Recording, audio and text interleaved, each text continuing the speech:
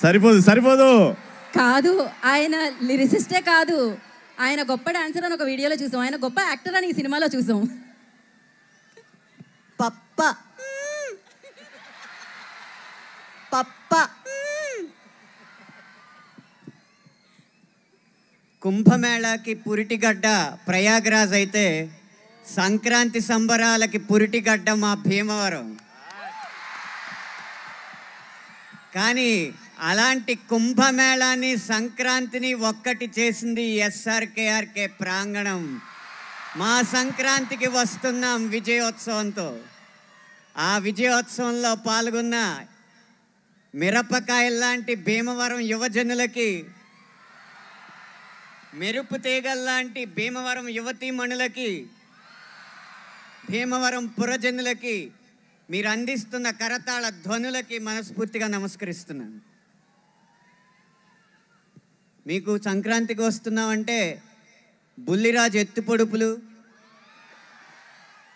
భాగ్యం మూతి ముడుపులు, చిన్నరాజు సరదాలు సరసాలు, మీనాక్షి అందచందాలు.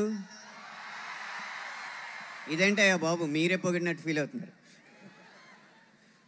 ఇవే కాకుండా 97% మిమ్మల్ని కడుపుబ్బా నవ్వించిన సంక్రాంతికి వస్తున్నామనే సినిమా 3% మాత్రం మీ కంట తడిపెట్టించింది.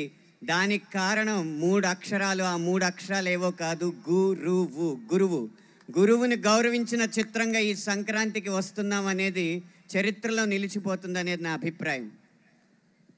దానికి సూచనగా నేపథ్యంలో వచ్చే ఒక అందమైన పాటని, గురువర్య అన్న పాటని నా చేత రాయించినందుకు ముందుగా దర్శకుడికి నేను కృతజ్ఞతలు తెలియజేసుకోవడమే కాకుండా, ఇది మా జిల్లా ముఖ్యపట్నంలో జరుగుతున్న, ఈ పశ్చిమ గోదావరి జిల్లా ముఖ్యపట్నం భీమవరంలో జరుగుతున్న సందడి కాబట్టి నా పూర్వజన్మ సుకృతం వల్ల నాతో అక్షరమాలలు దిద్దించిన గురువుల దగ్గర నుంచి సాహిత్యంలో నాకు మెళకువలు నేర్పుతున్న గురువుల వరకు 3 గురుమూర్తులు త్రిమూర్తులుగా ఈ ప్రాంగణానికి విచ్చేయడం జరిగింది.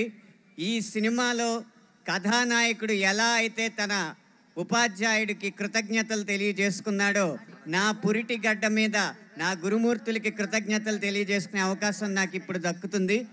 మేము గురువర్య పాటతో మా గురుమూర్తులు కడిమిళ్ళ వరప్రసాద సహస్రావధాని గారిని, ప్రసాదాచార్జీ గారిని, లోలభట్టు గంగభోగిరాజు గారిని వేదిక మీద ఆహ్వానిస్తూ వారిని గౌరవించాలని కోరుకుంటున్నాం.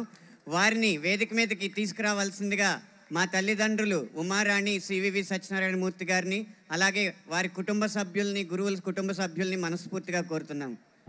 శ్రీకృష్ణ.